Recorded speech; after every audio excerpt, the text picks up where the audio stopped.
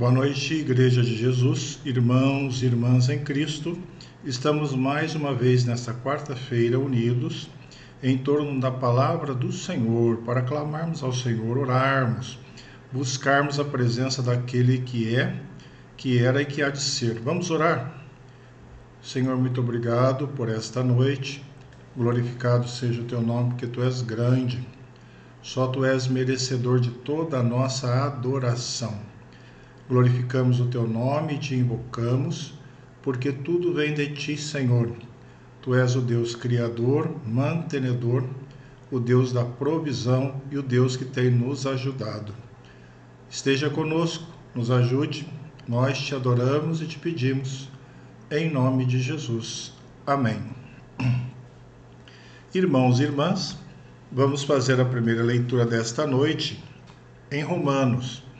Carta de Paulo aos Romanos, capítulo 9. Nós vamos ler a partir do versículo 6. Romanos 9, a partir do versículo 6. O texto nos diz: E não pensemos que a palavra de Deus haja falhado, porque nem todos os de Israel são de fato israelitas. Nem por serem descendentes de Abraão são todos seus filhos, mas em Isaque será chamada a tua descendência.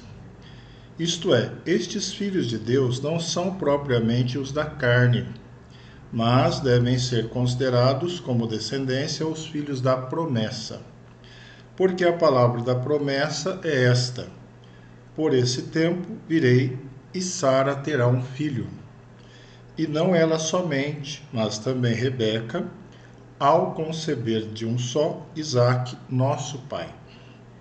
E ainda não eram gêmeos nascidos, nem tinham praticado o bem ou o mal, para que o propósito de Deus quanto à eleição prevalecesse, não por obras, mas por aquele que chama, fora dito a ela: o mais velho será servo do mais moço, como está escrito: amei Jacó, porém me aborreci de Esaú.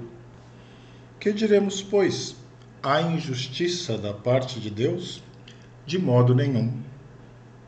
Pois ele diz a Moisés: terei misericórdia de quem me aprouver ter misericórdia, e compadecer-me-ei de quem me aprouver ter compaixão. Assim, pois, não depende de quem quer ou de quem corre, mas de usar Deus a sua misericórdia.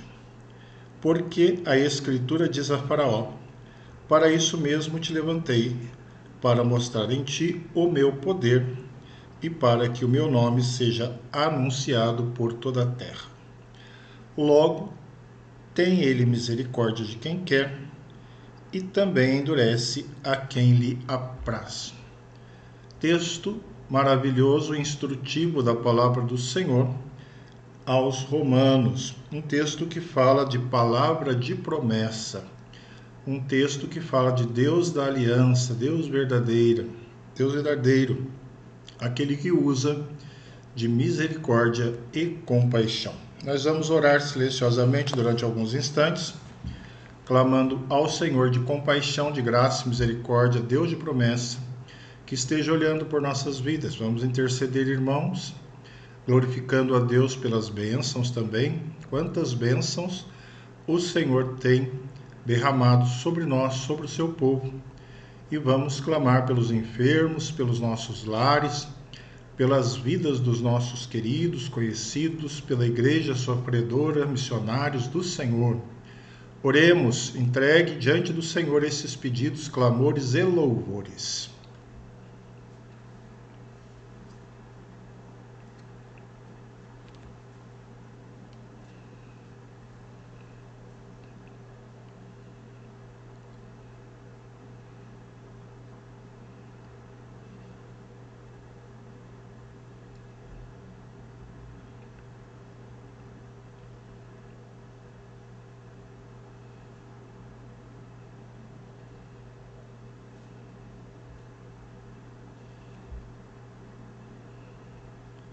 Bendito o teu nome, Senhor, porque o Senhor ouve a nossa voz. Glorificado seja o teu nome, porque lemos no texto que tu és Deus de promessa, Deus verdadeiro, Deus que tem o teu povo escolhido, Israel do Senhor. Por misericórdia, graça, não pelos méritos do teu povo, pelos nossos méritos, mas pelos méritos de Cristo. E no nome dele nós te adoramos por tudo que o Senhor tem feito por nós, quantas bênçãos o Senhor tem nos dado, a começar pela salvação, o trabalho a Deus, o alimento. O Senhor tem nos dado a presença do teu Santo Espírito, a luz do Senhor dia a dia em nossas vidas. O Senhor tem sido bondoso, ó Pai, para com aqueles aflitos, necessitados e angustiados. Nós te clamamos que a tua graça nesta noite esteja presente sobre cada lar, cada vida representada aqui neste culto. Que o Senhor estenda cura, libertação e graça. Olha, ó Deus, por aqueles que estão nos leitos de enfermidade. Abençoe aqueles que estão em tratamento, ó Pai. Quantos tratamentos diversos, doenças incuráveis aos olhos humanos, mas o Senhor é o Todo-Poderoso de Israel. Visita com a tua cura, libertação. Restaura lares, ó Deus, quantos lares em dificuldades de relacionamento, quantas vidas distantes da tua casa, da tua presença. Visita as famílias da tua igreja, ó Pai, restaurando, renovando nos teus caminhos, ó Deus. Abençoe também a igreja sofredora de Jesus neste mundo, nos países perseguidores.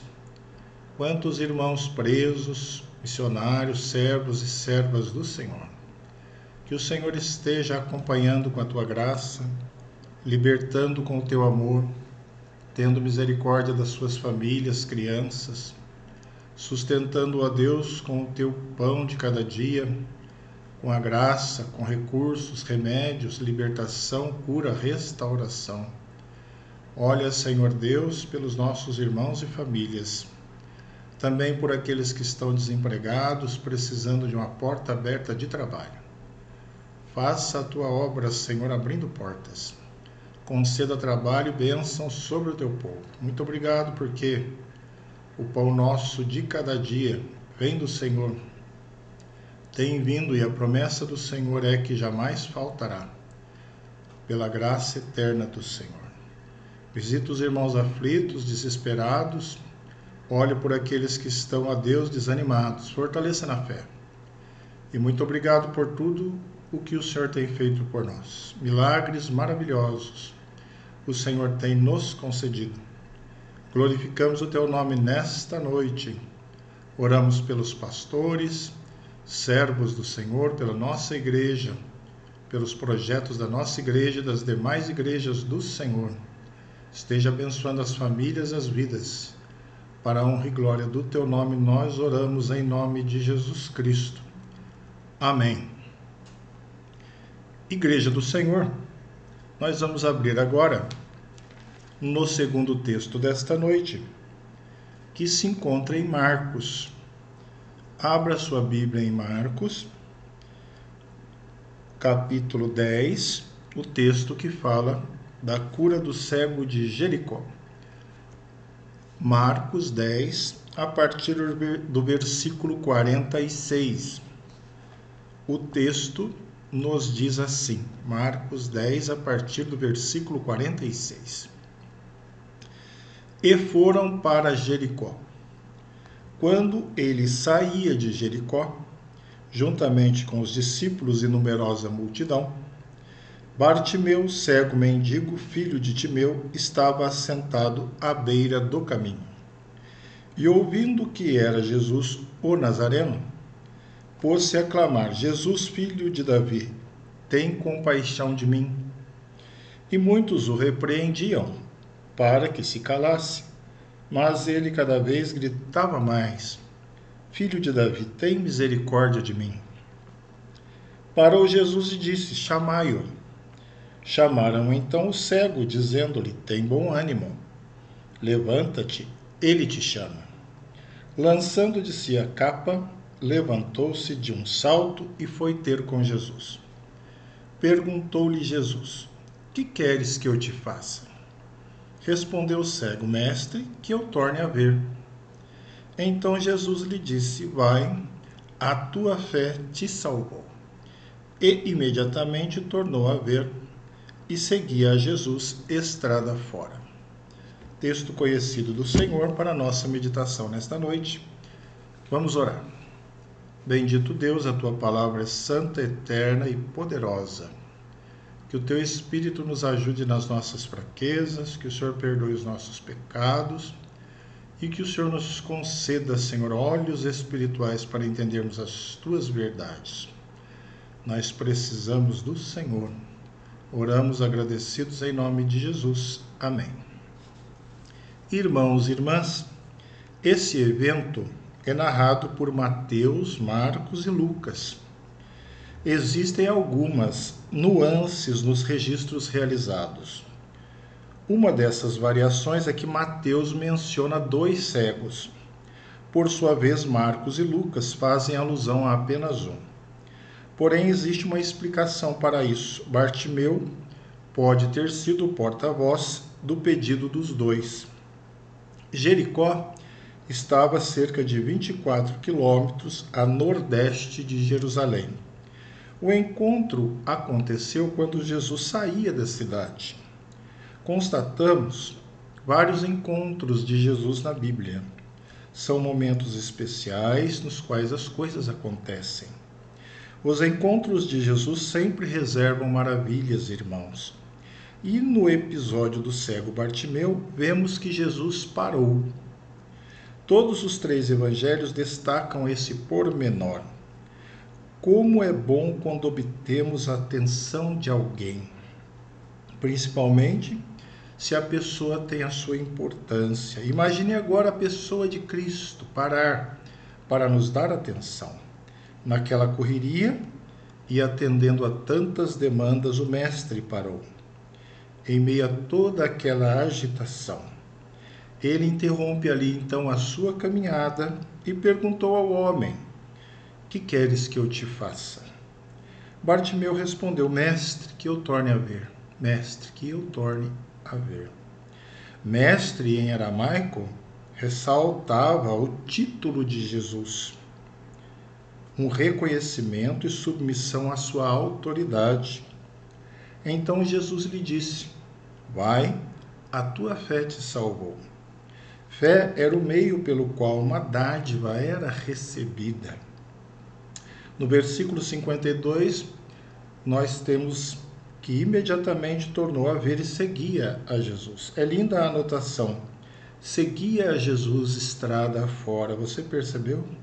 Lucas registra que seguia-o glorificando a Deus. Atestou sua salvação em seguir e louvar a Deus, a Jesus. Há muitos elementos instrutivos nessa passagem, mas nós vamos tratar hoje do seguinte tema, irmãos e irmãs: contrastes entre o cego e a multidão. Contrastes entre o cego e a multidão. O primeiro contraste que nós vemos e que eu gostaria de destacar é: a multidão era numerosa, Bartimeu apenas um. Muitos acompanhavam a Jesus nessa peregrinação. Mateus registra que era uma grande multidão. Uma aglomeração sempre estava atrás do Senhor, você sabe. Vários trechos bíblicos constatam essa realidade, tanto que Jesus não tinha nenhum momento reservado, era pouco. Era muito difícil separar um momento privativo do Mestre para ele mesmo. É certo que essa disposição do povo também era duvidosa. Interesses duvidosos eram a causa principal de seguir ao Senhor pela maioria. E nessa passagem não deve ter sido diferente. Eis ali a massa. Eis ali a massa. Centenas de pessoas. Cada pessoa com sua ansiedade. Por outro lado, irmãos e irmãs, ali estava também um homem cego, alguém que carecia de misericórdia e compaixão. Ele padecia as adversidades e também padecia da solidão. Sabemos que é possível ficar só em meio à multidão. Quantas ocasiões ele já deveria ter provado isso? O fato é que essa situação estava se repetindo ali. Novamente, esse quadro se encontrava à sua frente. De um lado, toda a multidão. Do outro lado, só ele, aquele cego. Um enfrentamento injusto, uma batalha desigual. A questão é, será que ele seria preterido de novo, esquecido de novo? Outra oportunidade perdida para a quantidade? Quantas vezes nós também nos enxergamos em situação igual? Somos comprimidos pelo volume de gente, por vários fatores. É uma profusão de pessoas, de coisas que nos tolhem. Igualmente somos repreendidos, intimidados, como ele ali, diante da multidão. Bartimeu clamou, apesar dos poderes contrários, apesar da multidão. Jesus parou e pediu aos servos que o chamassem. Essa é uma das características do seu ministério. O tempo que Jesus dedica aos indivíduos que sofrem. Jesus percebe os solitários em meio às multidões. É assim que uma grande desvantagem é superada e foi superada ali. Contrastes entre o cego e a multidão. Este é o nosso tema de hoje. Primeiro contraste, a multidão numerosa. Bartimeu apenas um. Mas um outro contraste que podemos ver é o seguinte: a multidão estava no caminho, Bartimeu à beira do caminho. Esse era outro ponto interessante daquela cena. Mateus informa que a multidão acompanhava Jesus. Isso dá a entender que eles trilhavam uma rota, ou seja, aquele povo numeroso possuía uma direção. Assim, em certo sentido, eles tinham uma orientação. Bartimeu ouviu o tropel da multidão que passava. Esse dado nos é oferecido pela anotação de Lucas. A multidão passava firme, em uma marcha vigorosa. Assim eles seguiam como um bloco convicto e sólido. Em Lucas encontramos ainda outro ponto enfático. É sobre os que iam na frente daquele grande grupo. Eles se portavam como batedores daquela peregrinação. Assim, repreendiam a várias pessoas e também a Bartimeu para que se calasse. É como se ninguém pudesse atrapalhar aquela procissão. Afinal, estavam amparados nos limites do caminho. Eles estavam no caminho. Quem estivesse fora daquela divisa não deveria estorvar, não deveria atrapalhar aquela caminhada. Agora, irmãos, consideremos o contraponto do episódio. Bartimeu estava assentado à beira do caminho. Versículo 46 nos diz. Todos os 3 livros explicitam essa dura realidade. Ele ali à beira do caminho. Estava ali à margem, na verdade, afastado da grande passeata, numa condição totalmente desfavorável e adversa. Segundo o senso estratégico, ele jamais teria chance. Jamais teria chance. Será que Jesus notaria o que ocorria pelas beiradas? Ou será que ele apenas olhava para os caminhantes que estavam ali no caminho? Bartimeu pôs-se a clamar e gritava cada vez mais: Filho de Davi, tem compaixão de mim, tem misericórdia de mim. Que linda essa declaração dele. Nós lemos em Romanos, no primeiro texto, uma alusão que Paulo faz no texto de Êxodo, de Moisés, quando Jesus fala de misericórdia e compaixão. O Senhor terá misericórdia e compaixão. Desde Êxodo ele diz isso, conforme a sua própria vontade. E nós lemos, irmãos, que Bartimeu clama por quê? compaixão e misericórdia. Que lindo isso, irmãos, que lindo. E os 3 registros falam compaixão, misericórdia, compaixão, misericórdia. Outro detalhe é que eles informam, ali vai o Nazareno. Ali vai o Nazareno. Mas Bartimeu fala, filho de Davi. A multidão tinha o Nazareno, vendo e via o Nazareno. Bartimeu cego, via o filho de Davi.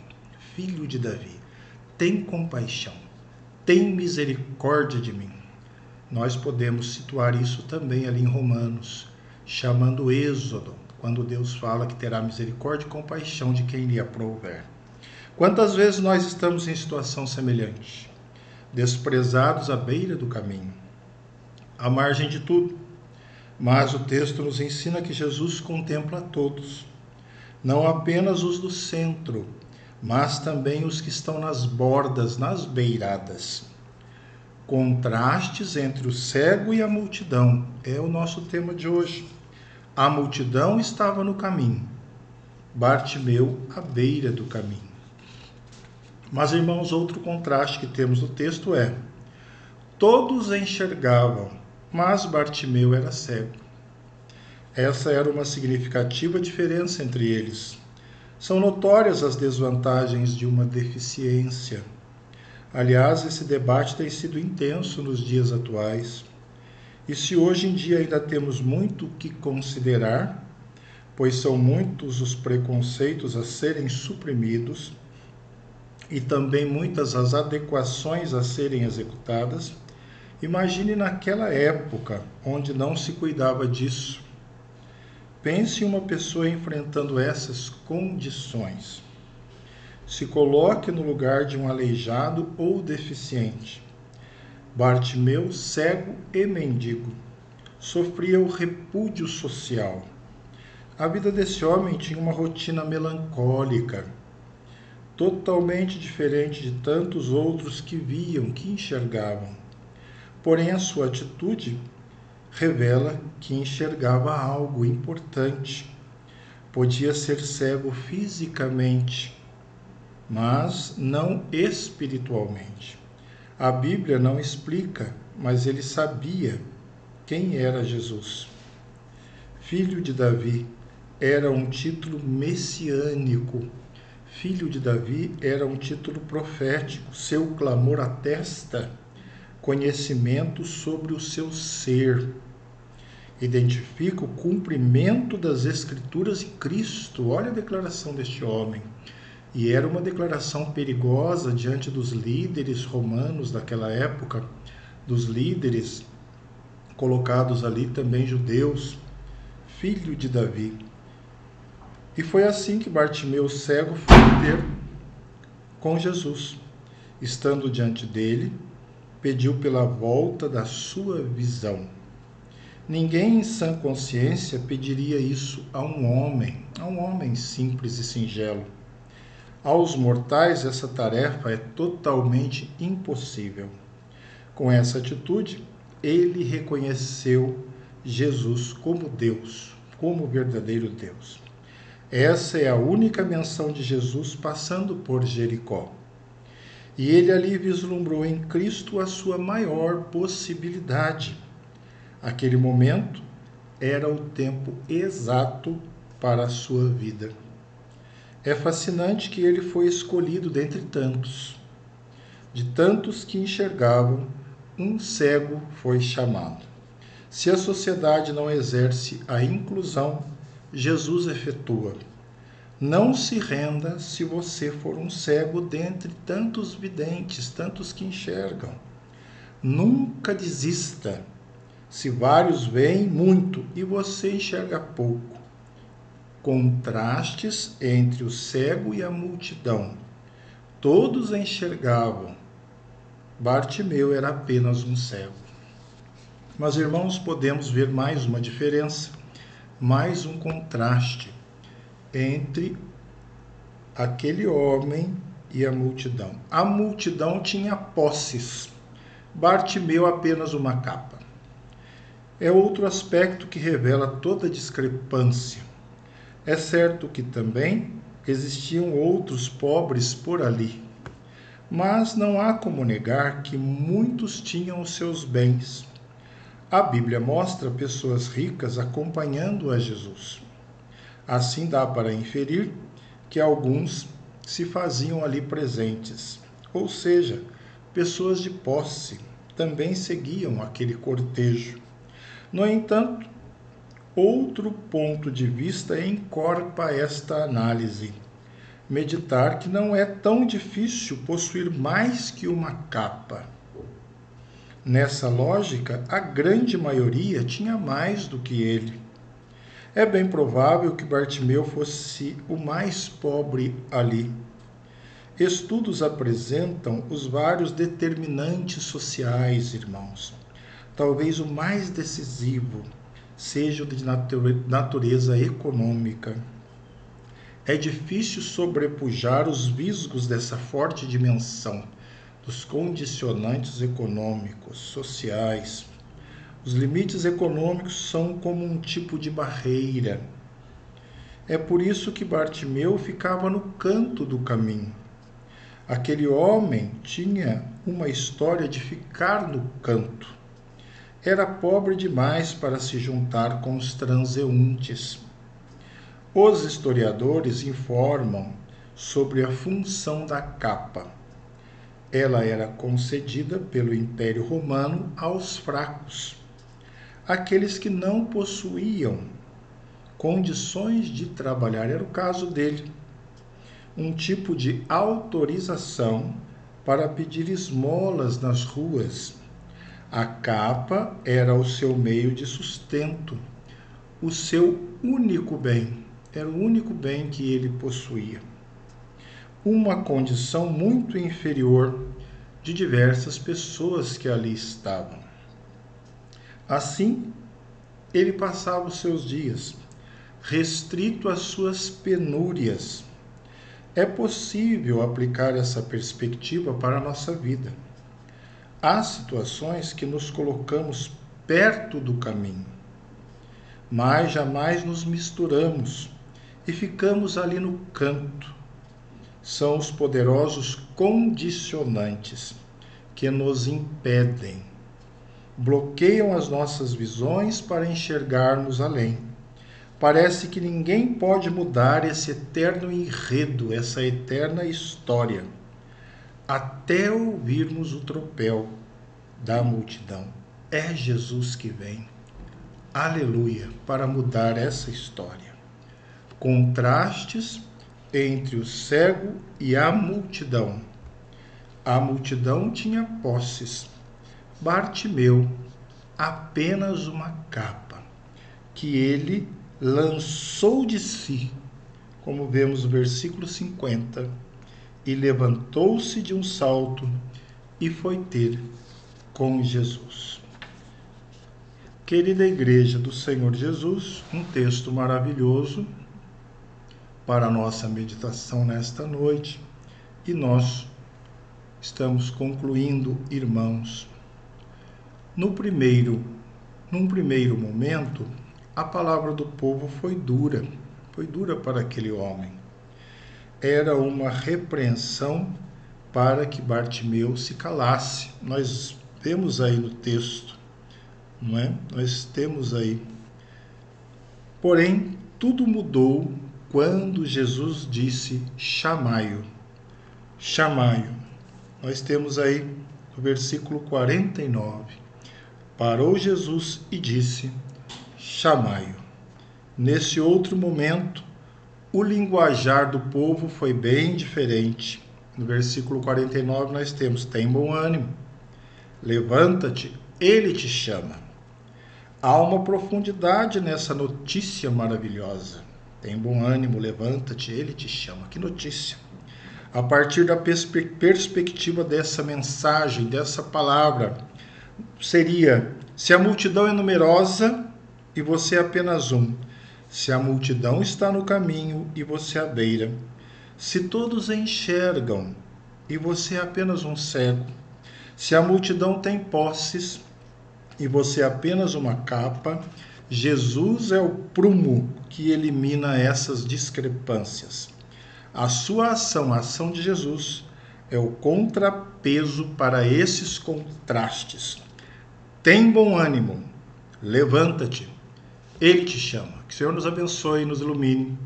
Em nome de Cristo. Amém.